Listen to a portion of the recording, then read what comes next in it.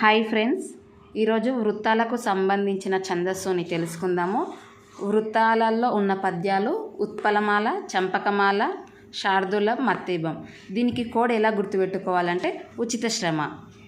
ఉత్పలమాల, చంపకమాల, శార్దూలం, మత్తేబం. ఉత్పలమాలలో యతిస్థానము 10వ అక్షరము, ఇందులో 11, ఇందులో 12, మత్తేబంలో 13.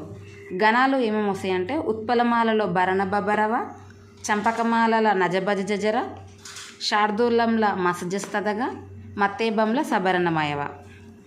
అక్షరాలు ఇందులో ఉత్పలమాలలో 20 అక్షరాలు, ఇందులో 21, శార్దూలంలో 19, మత్తేబంలో 20 అక్షరాలు.